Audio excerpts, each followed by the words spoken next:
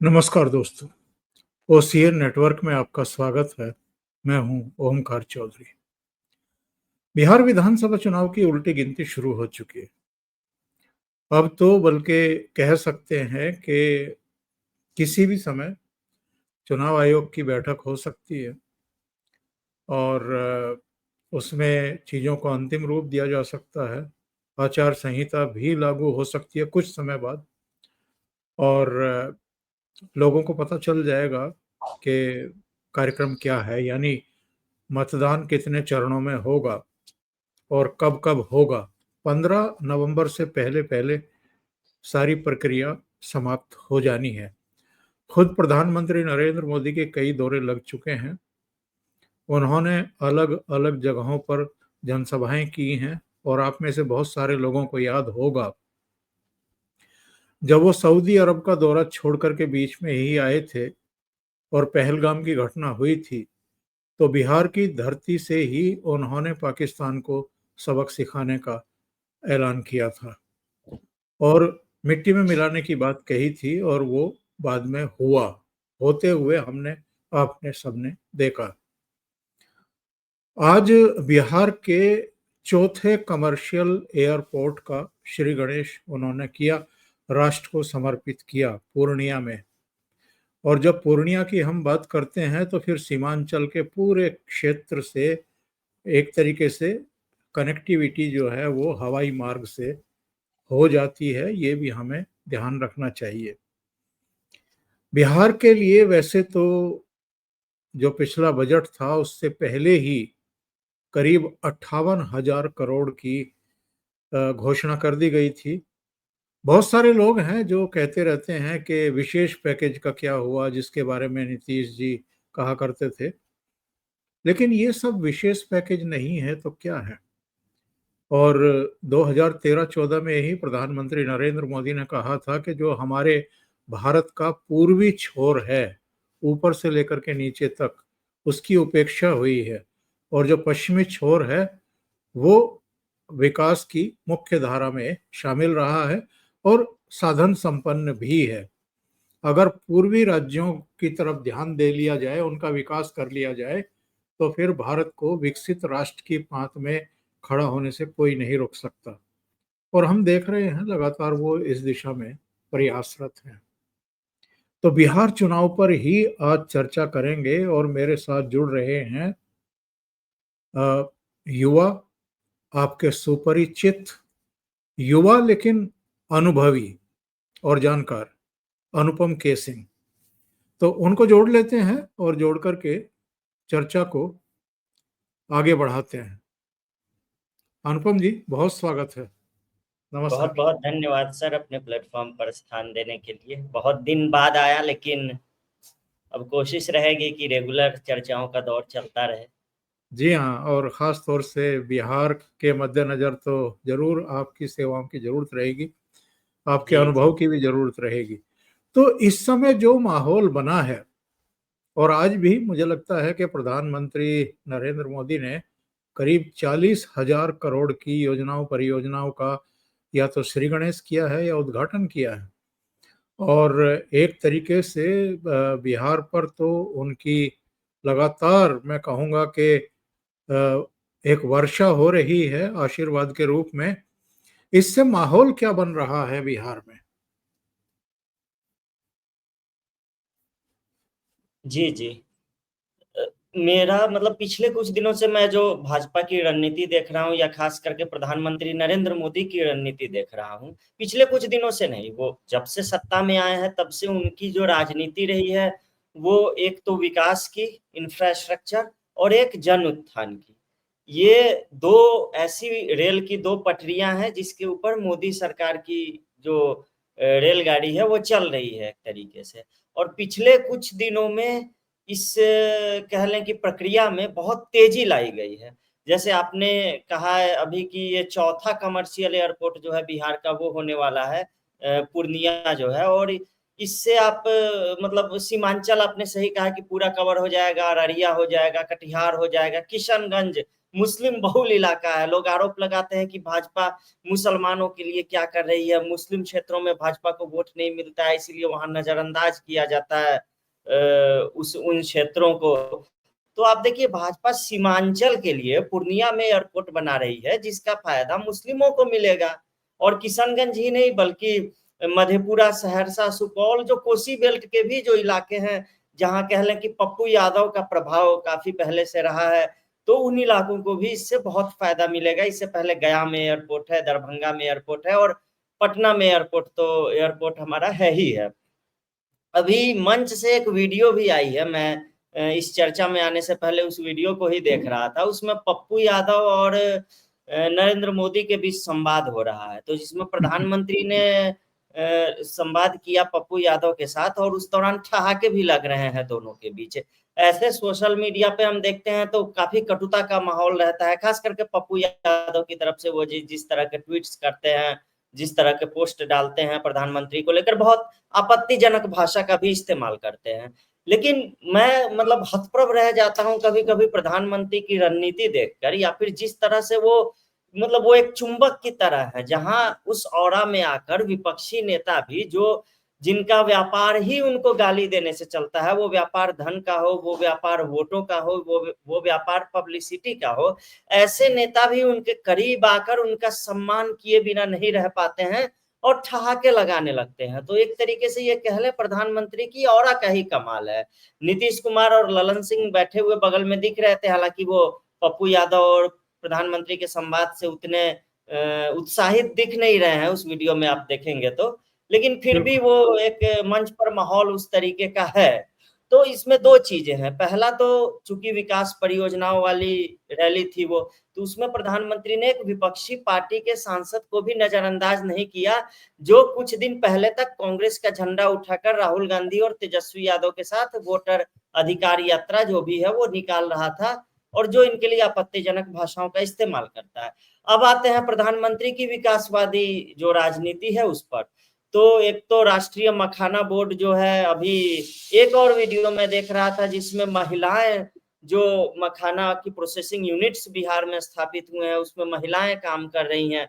और वो महिलाएं कह रही, उसमें कई बुजुर्ग महिलाएं भी हैं, वो कह रही हैं कि हमारा समोसा खाने का दिल करता था, तो बेटे से मांगते थे पैसा कि इतने रुपए दे दो, समोसा खाने हैं। तो बेटा कहता था क्या, अरे आज नहीं है, कल नहीं है। वो महिलाएं कह रही हैं कि बेटा तो अपनी पत्नी के लिए करेगा, अपने बच्चों के लिए करेगा ना, माँ के लिए कौन करेगा। लेकिन अब जो है सो कि हमें किसी से नहीं मांगना है, हम पैसे कमा रहे हैं यहाँ पर मखाना की प्रोसेसिंग यूनिट्स में काम करके, हमारा समोसा खाने का मन करेगा, शाम को हम जाके समोसा खा लेंगे।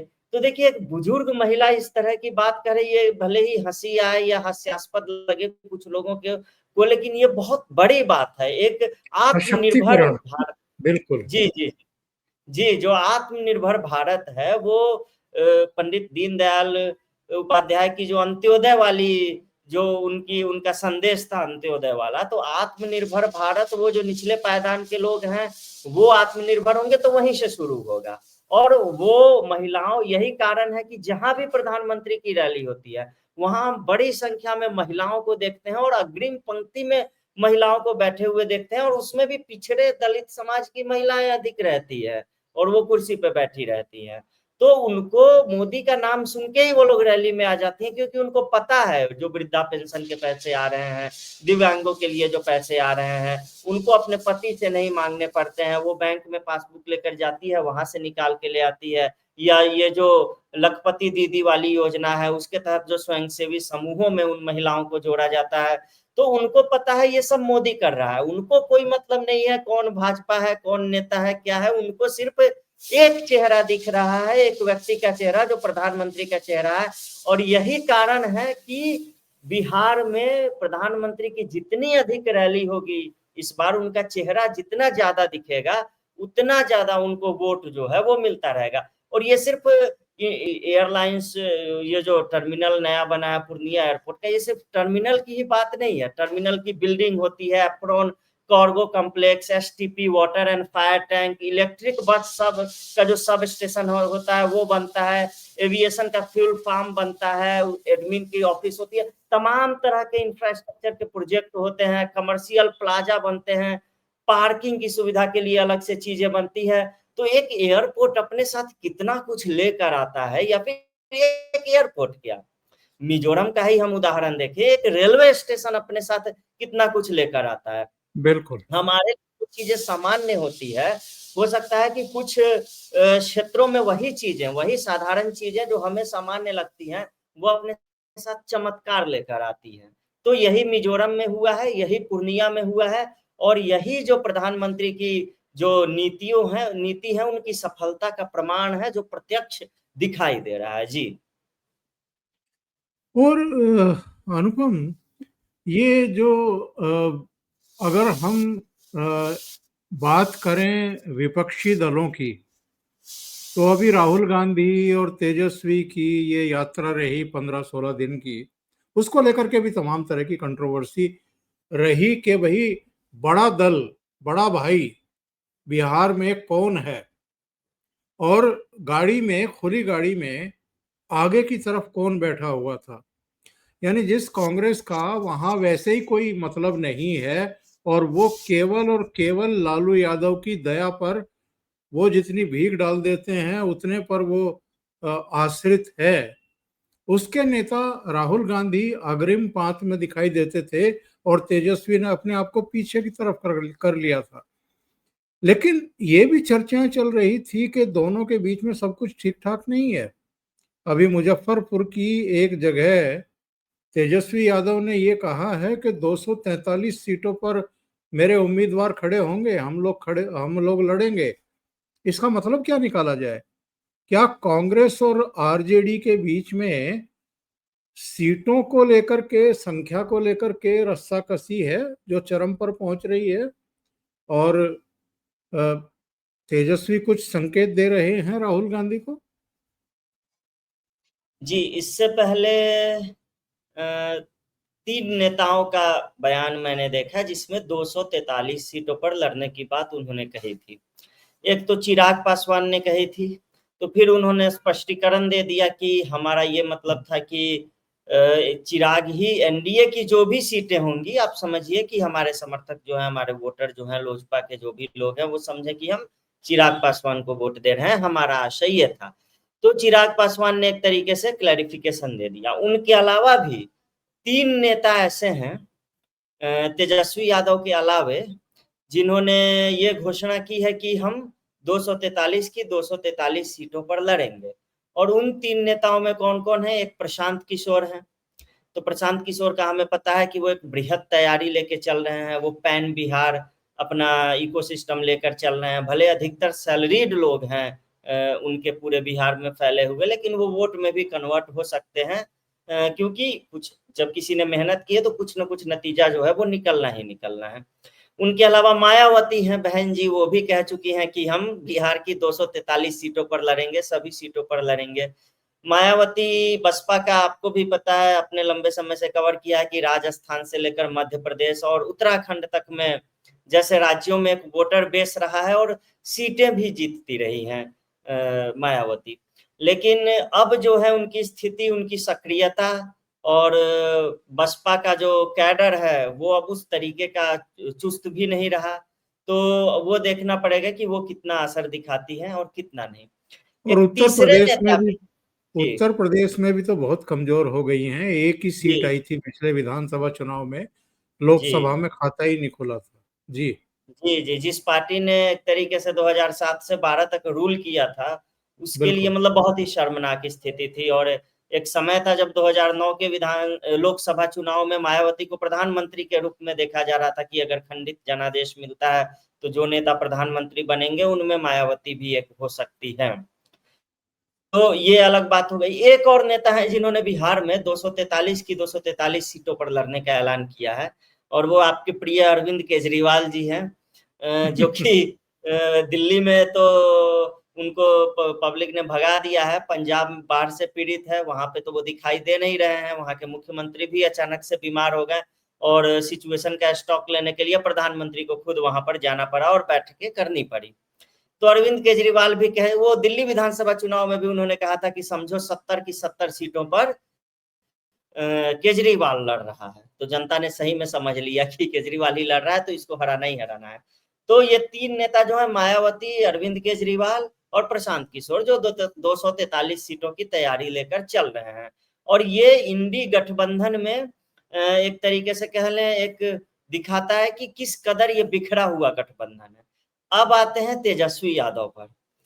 तेजस्वी यादव अभी अभी उन्होंने वोटर अधिकार यात्रा जो राहुल गांधी ने निकाला, उसमें उन्होंने हिस्सा लिया। राहुल गांधी ने ये सासाराम से पटना तक की यात्रा में कभी भी कहीं भी एक शब्द भी ऐसा नहीं बोला कि हम तेजस्वी यादव को मुख्यमंत्री के रूप में प्रोजेक्ट करेंगे। राहुल गांधी ने कहीं नहीं कहा कि बिहार में तेजस्वी हमारे नेता हैं, लेकिन तेजस्वी यादव ने राहुल गांधी को खुश करने के लिए ऐसा जरूर कहा कि हम राहुल गांधी को प्रधानमंत्री बनाएंगे।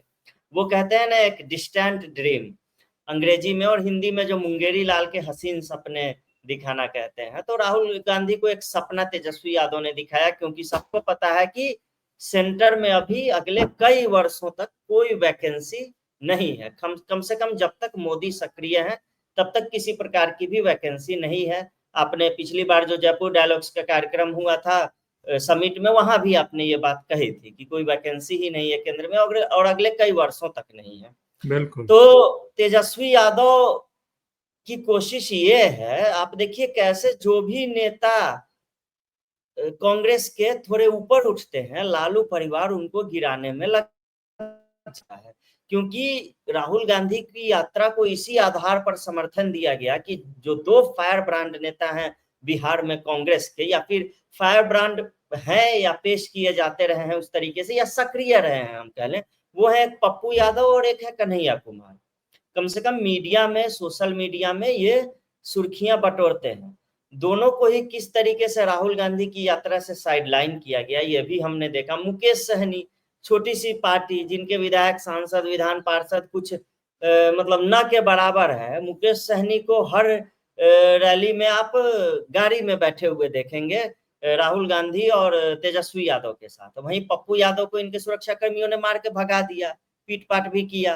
कन्हैया कुमार को भी सीढ़ियों से उतार दिया, भगा दिया, जबकि सबसे अधिक मेहनत यही लोग कर रहे थे। तो जब कन्हैया कुमार यात्रा निकाल रहे थे बिहार में, तो उसके बावजूद राहुल गांधी ने यात्रा निकाली, और राहुल गांधी यात्रा निकाल चुके हैं बिहार में, उसके बावजूद तेजस्वी यादव यात्रा निकाल रहे हैं बिहार में। ये क्या कहता है? यानी राहुल गांधी जो अपना प्रभाव यहाँ से छोड़कर गए हैं, अब तेजस्वी यादव उसके ऊपर जाने की कोशिश कर रहे हैं, उसे ढकने की कोशिश में एक तरीके से लग गए हैं, क्योंकि कांग्रेस का कोई भी नेता तेजस्वी को मुख्यमंत्री पद का उम्मीदवार मानने के लिए तैयार नहीं है। और जबकि ये स्थिति है इंडी गठबंधन की, और जबकि ये लोग जाति कार्ड खेल रहे थे। अब सर मुझे क्या लग रहा है कि कांग्रेस के मंच से प्रधानमंत्री की मां को गाली दी गई, उसके बाद राजद के प्रवक्ताओं ने, राजद की जो महिला प्रवक्तागण है, जो मतलब गंवार प्रवक्तागण मैं कहूंगा, एक तो प्रियंका भारती, कंचना यादव और सारिका पासवान, इन्होंने हर चैनल में घूम घूम के उस चीज को डिफेंड किया, प्रधानमंत्री की मां को जो गाली दी गई। उसके अलावा कांग्रेस ने फिर से उसको डिफेंड करते हुए वीडियो जारी कर दिया है, जिसमें प्रधानमंत्री और उनकी मां को दिखाया गया, जबकि उनकी जो दिवंगत माता जी हैं वो कभी राजनीति का हिस्सा नहीं रही हैं, सार्वजनिक जीवन का हिस्सा नहीं रही हैं। बेटा मुख्यमंत्री रहा, प्रधानमंत्री रहा, उन्होंने प्रधानमंत्री और मुख्यमंत्री निवास छोड़कर अपने छोटे से घर में रहना जो है वो उचित समझा। तो मुझे लगता है कांग्रेस जानबूझकर राजद को नुकसान पहुंचाने के लिए उसने सोच लिया है कि हम बदला राजद से ऐसे ही निकालते हैं। जानबूझकर प्रधानमंत्री की मां को वो लोग घसीट रहे हैं इस पूरी चुनावी प्रक्रिया में, क्योंकि उनको पता है कि इससे घाटा ही होना है बिहार में गठबंधन का, महागठबंधन का। और घाटा अधिकतर किसको होगा? तो कांग्रेस, राजद को होगा। तो कांग्रेस हो सकता है जानबूझ के इस तरह की थेथराई हम लोग कहते हैं बिहार में, पता हो कि कोई चीज गलत है फिर भी उसको बार बार करना। तो ये थेथराई में कांग्रेस जो है वो लग गई हो, क्योंकि इनको पता है पिछली बार ये 70 सीटों पर लड़े थे, 70 में से 19 सीटें इनको मिली थी, और इस बार इनको कांग्रेस पार्टी जो है वो 40 पे लगभग सिमटाने की कोशिश में है, क्योंकि पिछली बार जो विश्लेषण हुआ था राजद का कि हम हारे क्यों, तो उन्होंने विश्लेषण में ये पाया था कि हम कांग्रेस को अगर कम सीटें देते और कम से कम 30-40 सीटों पर भी उनमें से खुद राजद लड़ती, तो शायद सरकार बनाने की स्थिति में राजद आ सकती थी या फिर उसके करीब आ सकती थी। इन्होंने पूरा दोष कांग्रेस पर जो है सो मढ़ दिया था। बिल्कुल। अब देखिए, अब तेजस्वी यादव की जो यात्रा अगली निकलने वाली है, वो उन सीटों पर निकलने वाली है जिन्हें राहुल गांधी ने कवर नहीं किया था। तो और ये कह रहे हैं कि हम बिहार अधिकार यात्रा वहां निकालेंगे जहां पे राहुल गांधी ने मतलब सभाएं नहीं की, जो इलाके छूट गए हैं।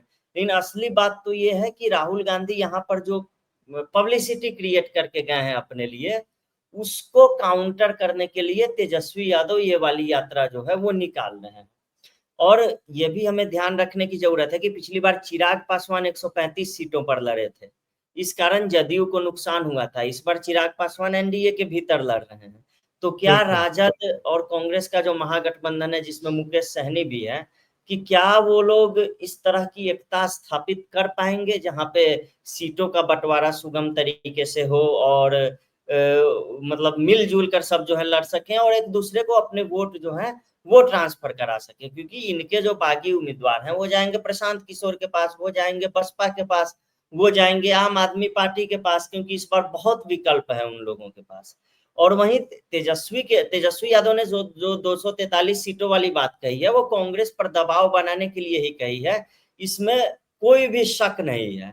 ये यात्रा भी देखिए कहाँ से निकाल रहे हैं, ये 16 दिसंबर को यहाँ से अभी दिसंबर में नहीं, अभी निकालने जा रहे हैं, शायद जहानाबाद से ये लोग जो है यात्रा निकालेंगे जो नई यात्रा है, और फिर वहां से उसको 20 सितंबर को 4-5 दिन बाद खत्म करेंगे। नालंदा, पटना, बेगूसराय, खगड़िया, मधेपुरा और सुपौल और समस्तीपुर तक ये लोग लेके जाएंगे। यानी नीतीश कुमार के जो व्यक्तिगत प्रभाव वाले इलाके हैं, उनका जो गृह जिला है नालंदा, वहां से ये लोग शुरू कर रहे हैं। और ये भी देखिए कि बिहार में विकास की कुछ तस्वीरें और कुछ वीडियो सोशल मीडिया पे काफी वायरल हो रहे हैं, जिसमें एक तो हॉकी स्टेडियम राजगीर का, एक तो नालंदा विश्वविद्यालय, एक तो वो जो ग्लास का पूरा वो व्यूइंग वो सी पॉइंट बना हुआ है राजगीर में वो वाला।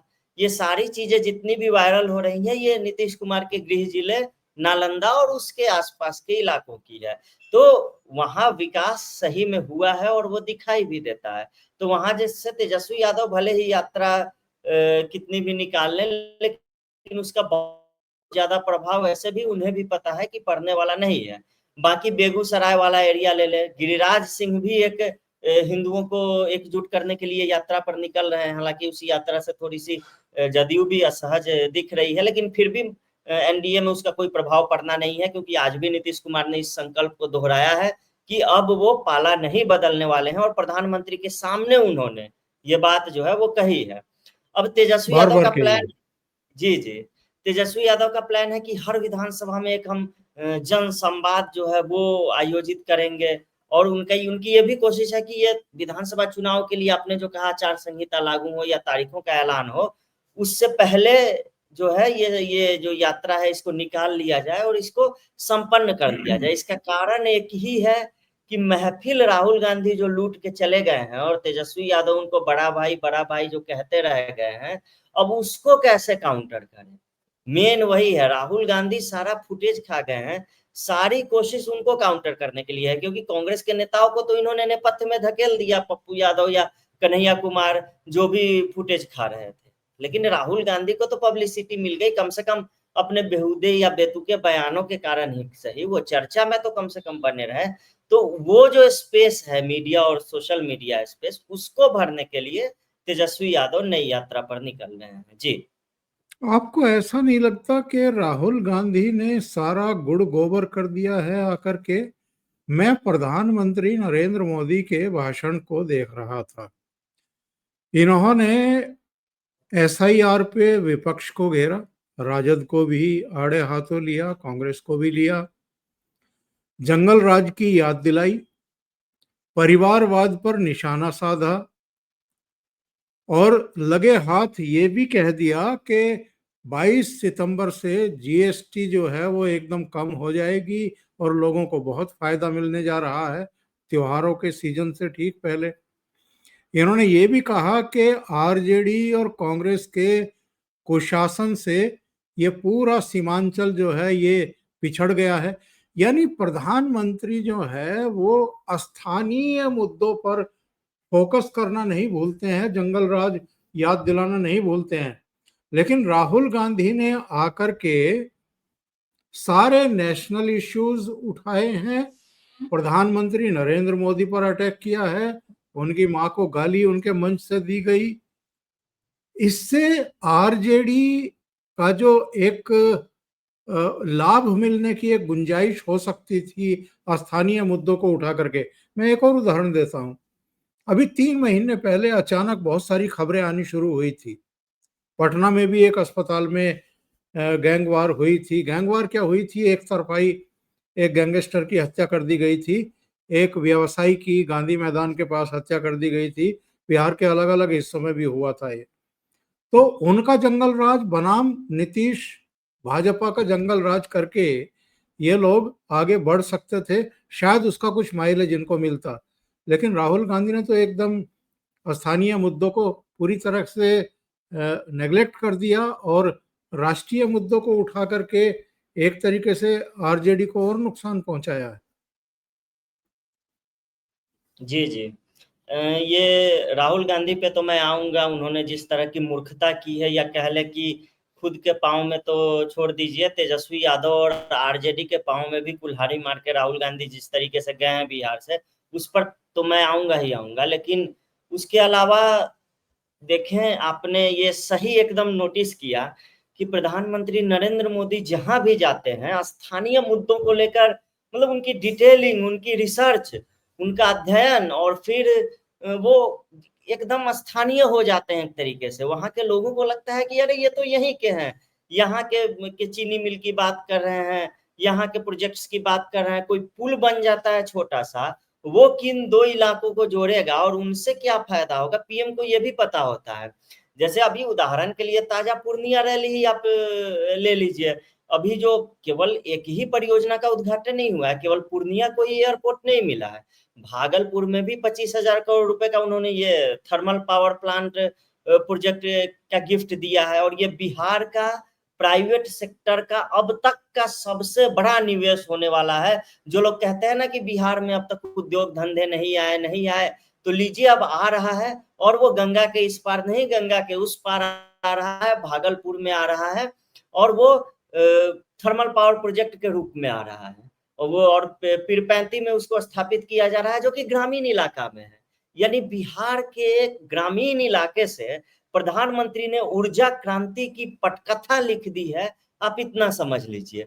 Kosi Mechi intra state river link project जो है उसका फेज 1 शुरू हो गया है, उसमें 3,000 करोड़ रुपए की लागत से उससे पूरा पूर्वोत्तर बिहार कवर हो रहा है। और पूर्वोत्तर बिहार में सिंचाई ले लीजिए, बाढ़ नियंत्रण ले लीजिए, और किसानों को इससे बहुत गजब का फायदा मिलने वाला है। लाखों किसान जो है इससे प्रभावित होंगे, और सकारात्मक रूप से प्रभावित होंगे। उसके अलावा एक बहुत बड़ी घोषणा है जिससे बिहार के जो मिथिलावासी हैं वो बहुत खुश हैं, वो है मखाना। मैंने अभी बात भी की मखाना प्रोसेसिंग यूनिट्स की, कि कैसे महिलाएं जो है वो आत्मनिर्भर हो रही हैं। तो ये राष्ट्रीय मखाना बोर्ड जो है वो उससे कितना लाभ मिलेगा ये भी देखने लायक होगा, क्योंकि बिहार में जो एक तरीके से कह लें भारत का, विश्व का 90% मखाना का उत्पादन जो है वो बिहार में होता है। तो अब वो मखाना का मूल्य जो है वो किसानों को उचित मिले, उनका रख-रखाव ठीक हो, उनकी प्रोसेसिंग ठीक हो, उनको बाजार मिले, उनका आवागमन के लिए जो सुविधा है वो अच्छी हो, और मखाना किसानों को और व्यापारियों को इंफ्रास्ट्रक्चर मिले, तो किसानों की वैसे भी आय दोगुनी करना ये प्रधानमंत्री का सपना है। तो इसमें केवल धान गेहूँ के ही किसान नहीं आएँगे, मखाना के किसान जो हैं वो भी आएँगे, और जो लोग धान गेहूँ कर रहे हैं उनमें से भी कई प्रेरित होंगे कि हम जो है मखाना उपजाएं। और अगले कुछ वर्षों में आप देखिएगा बिहार से बाहर भी निकलेगा मखाना, और अन्य राज्यों में भी आपको मखाना की खेती होती हुई दिखेगी। बाकी पूर्णिया बिल्कुल। एयरपोर्ट वाले प्रोजेक्ट पर तो हमने चर्चा कर ही ली है। और बिहार में क्या नहीं मिला है अभी इनके प्रधानमंत्री के दौरे में। रेल, सड़क, ऊर्जा, औद्योगिक विकास को ले लीजिए, मतलब कम्युनिटी इन्वेस्टमेंट फंड का वितरण 500 करोड़ रुपए का। उसके अलावा उन्होंने कई हजारों लोगों को आवास, प्रधानमंत्री आवास योजना के तहत जो घर मिले हैं, उन घर की चाबियां सौंपी है। तो इस कदर मिट्टी पे उतर के प्रधानमंत्री जो है वो काम कर रहे हैं। राहुल गांधी क्या काम कर रहे हैं? राहुल गांधी जाकर बोल रहे हैं कि 90 बनाम 10, जाके बोल रहे हैं कि ये भाजपा आपका ये 90% जनता को नजरअंदाज कर रही है, जातियों में बांट रही है, ये सारी चीजें, सवर्ण बनाम दलित, इस तरह की चीजें कर रहे हैं। बिहार में कहां से ये कार्ड चलेगा? जिस बिहार में, जहां दलित, जो सबसे पिछड़ा समाज है बिहार का, वो मुसहर समाज है, और मुसहर समाज के सबसे बड़े नेता जीतन राम मांझी हैं, वो भाजपा के साथ हैं। आपने कैसे सोच लिया कि दलित जो है वो आपके कहने में आ जाएगा? दलितों के सबसे बड़े नेता जो बिहार में रहे हैं वो रामविलास पासवान रहे हैं, और 2014 के बाद से दिवंगत होने तक, अपने निधन तक, वो भाजपा का हिस्सा रहे, भाजपा की तरफ से केंद्रीय मंत्री रहे। उनके बाद उनके बेटे जो हैं वो केंद्रीय मंत्री हैं, और चिराग पासवान भी भाजपा के साथ हैं, और 5-6% वोटर बेस लोजपा का फिक्स रहता है, और वो दलितों का ही वोटर बेस है, जो पासवान समाज, दुसाध समाज जिसको बिहार में बोलते हैं, यूपी में जिनको इक्विवेलेंट इनके पासी, इनका पासी समाज जो है, तो वो भाजपा के साथ है। भाजपा ने जिन लोगों को उप मुख्यमंत्री बनाया, सम्राट चौधरी को ले लीजिए, रेणु देवी को ले लीजिए, तारकिशोर प्रसाद को ले लीजिए, ये सारे लोग पिछड़ा समाज से आते हैं। नीतीश कुमार, ये राहुल गांधी ये भी भूल जाते हैं कि जिन नीतीश कुमार के नाम पर बिहार में चुनाव लड़ा जा रहा है, जिनके नेतृत्व में, जिनको मुख्यमंत्री बनाने के नाम पर, वो खुद एक ओबीसी चेहरा है, और राज्य का बिल्कुल। सबसे बड़ा ओबीसी चेहरा आज की तारीख में नीतीश कुमार है, लालू यादव से भी बड़े। लालू यादव तो एक जाति के सिर्फ वो कहलाते हैं, नीतीश कुमार को तो कई जातियों ने खुद मिलकर समर्थन किया प्रधानमंत्री नेता नरेंद्र होने के मोदी। लिए। जी जी, खुद ओबीसी चेहरा है पीएम मोदी। बिल्कुल। प्रधानमंत्री नरेंद्र मोदी खुद ही एक ओबीसी चेहरा है। तो उस बिहार में आपको कहां से लगता है कि दलित और पिछड़ा कार्ड जो है आप चला ले जाइएगा? मतलब कोई चांस ही नहीं है, मतलब किसी भी तरीके का। तो राहुल गांधी अपने पांव पर कुल्हाड़ी मारकर, और साथ में तेजस्वी यादव के भी पांव पर कुल्हाड़ी मारकर, वहां से बिहार से निकले हैं। राजनीति ऐसे नहीं होती है। और पिछली बार तो कंटेनर की बातें हो रही थी, जो इनका कौन सी यात्रा हुई थी, जो पैन इंडिया यात्रा हुई थी, उसमें भारत जोड़ो यात्रा, तो उसमें तो कंटेनर की बातें हो रही थी। इस बार तो इनके साथ साथ कंटेनर हटा दिया इन्होंने, तो इस बार इनके साथ साथ वैनिटी वैन पूरी की पूरी चल रही थी, पूरी की पूरी बस चल रही थी, जिसमें इनका ऑफिस ऑफिस वगैरह सब कुछ था। तो ऐसे राजनीति थोड़े ना होती है। तो वही बात है, मतलब मटियामेट करके राहुल गांधी चीजों को चले गए हैं, और लेकिन मीडिया में स्पेस और सोशल मीडिया में खाया तो है, और यही तेजस्वी की असुरक्षा का कारण, की भावना का कारण भी बन रहा है। जी ये जो एसआईआर, वोट चोरी, ये सब बिहार में जमीन पर कहीं कुछ, क्योंकि अभी बाबा रामदास से भी बात हो रही थी, वो जी जी कई जिलों में होकर के आए हैं। जी जी उनका जी, कहना था कि जितने उन्होंने लोगों से ग्राउंड बात रिपोर्टिंग हुई, अच्छी खासी की है उन्होंने। हाँ, जितने लोगों से बात हुई, सब ने ये कहा कि कोई वोट चोरी नहीं है, हम तो वोट डालते आ रहे हैं, हमारी तो कोई वोट चोरी नहीं हुई। एसआईआर के बारे में कोई लोग बात ही नहीं करते हैं। उन्होंने कहा कि ये बेफिजूल की बातें हैं, ये केवल नेशनल मीडिया में है, कहीं और नहीं है, बिहार में तो बिल्कुल भी नहीं है। जी सर, एक बड़ा ही रोचक फैक्ट मैं बताता हूँ आपके यूट्यूब चैनल पे। ये जो एसआईआर और वोट चोरी को लेकर, मान लीजिए कि 80-85 हजार के लगभग बीएलओ थे, जिन्होंने ये एसआईआर वाला पूरा कार्य जो है बिहार में वो संपन्न कराया चुनाव आयोग के लिए। तो बीएलओ सैलरीड लोग हैं, सरकारी लोग हैं, और चुनाव आयोग के लोग हैं। उसके अलावा 1.5 लाख के करीब बीएलए थे, जो बूथ लेवल एजेंट्स होते हैं विभिन्न राजनीतिक दलों के, जिनमें कांग्रेस के भी होंगे, राजद के भी होंगे, भाजपा के भी होंगे। हर दल को प्रतिनिधित्व मिलता है, हर दल के बीएलए होते हैं। और ये बीएलओ और बीएलए दोनों साथ मिलकर ये चुनाव आयोग की जो भी प्रक्रिया होती है उसको अंजाम देते हैं। मतलब बीएलओ जो है वो पूरी कार्यवाही करते हैं, बीएलए उनको असिस्ट करते हैं, कहीं कुछ बिल्कुल। कमी बेसी रह गई तो वो बताते हैं। पूरे बिहार से एक भी बीएलए का वीडियो नहीं आया या बयान नहीं आया जिसमें उसने कहा हो कि चुनाव में गड़बड़ी हुई है या धांधली हुई है। अब राहुल गांधी जब जाकर बिहार में कहते हैं कि धांधली हुई है एसआईआर में, चुनावी प्रक्रिया में, तो वो जो 1.5 लाख बीएलए हैं उन पर भी आरोप लगा रहे हैं। वो 1.5 लाख जो बीएलए हैं उनके परिवार में भी 4-4 लोग भी पकड़ लीजिए तो 6 लाख बिल्कुल। वोट तो राहुल गांधी ने ऐसे ही गंवा दिया। अब इसमें इसके थोड़े से लार्जर पक्ष पे आते हैं। ये बीएलए कौन लोग हैं? ये कोई एलियन तो नहीं है, ये लोग कहीं दूसरे राज्यों से तो नहीं बुलाए गए हैं। ये जो वोटर है बिहार का, जो हम आप जैसे लोग हैं, हमारे ही समाज के लोग हैं। और मैं देख रहा हूं कि मेरे ही समाज के 4 लोगों को कोई नेता आकर बदनाम करके चला जा रहा है, तो क्या मैं इस चीज को बर्दाश्त करूंगा? तो राहुल गांधी वहां पर गए, उन्होंने बीएलओ और बीएलओ कौन लोग होते हैं? उनमें अधिकतर टीचर होते हैं, आंगनबाड़ी की जो कार्यकर्ताएं होती है वो होती है। वो लोग कौन है? वो लोग भी एलियन नहीं है, वो लोग भी दूसरे राज्यों से नहीं आए हैं, वो भी स्थानीय गांवों के और समाज के लोग हैं। एक शिक्षक स्कूल का, एक आंगनबाड़ी की कार्यकर्ता, जिन लोगों की वहां के समाज में इज्जत होती है, समाज उनका उनका वैल्यू करता है, उनके साथ उठती बैठते हैं वो लोग, उन लोगों को बदनाम किया जा रहा है और साथ में एजेंट्स को भी बदनाम किया जा रहा है जो उसी समाज के लोग हैं। और वही समाज आपको वोट कैसे दे देगा जिसको आपने बदनाम करने का पूरा उपक्रम, पूरा का पूरा अभियान चला रखा है।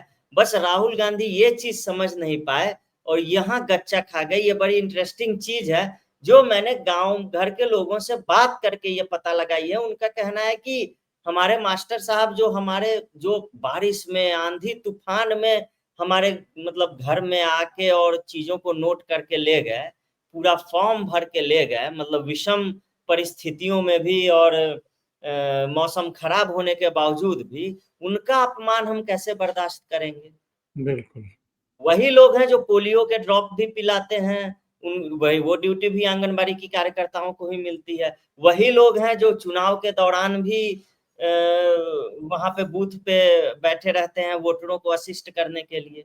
वही लोग हैं जो विभिन्न सरकारी कार्यक्रमों को सफल बनाने में योगदान देते हैं और सारे समाज कल्याण में भी लगे रहते हैं। समाज क्या उन लोगों को का अपमान कभी बर्दाश्त करेगा? आपके अपने बीच के शिक्षक, अपने बीच की आंगनबाड़ी कार्यकर्ता। बस राहुल गांधी को जिसने भी सलाह दी उसने ये मिसकैलकुलेशन कर दिया। और वो महारानी फिल्म में एक डायलॉग है कि आप जब जब आपको लगता है कि आप बिहार को समझ गए हैं, बिहार आपको झटका देता है। तो राहुल गांधी को और तेजस्वी यादव को ये झटका जो है कुछ ही दिनों बाद जो महसूस होना वो शुरू हो जाएगा। जिस तरीके के गैर जरूरी मुद्दे इन्होंने उठाए हैं उसको देखें तो। जी कई मुद्दे अभी भी रह गए हैं, फिर से जुड़ेंगे अनुपम जी आपके साथ 1-2 दिन बाद जब भी समय मिलेगा, उन पर भी चर्चा करेंगे। जी बहुत जी। रोचक चर्चा आपसे हुई है और आपने जमीन की जो सिचुएशन है वो दर्शकों को बताई है। बहुत बहुत धन्यवाद आपका जुड़ने के लिए। थैंक यू जी सो जी, मच। बहुत बहुत धन्यवाद सर। नमस्कार।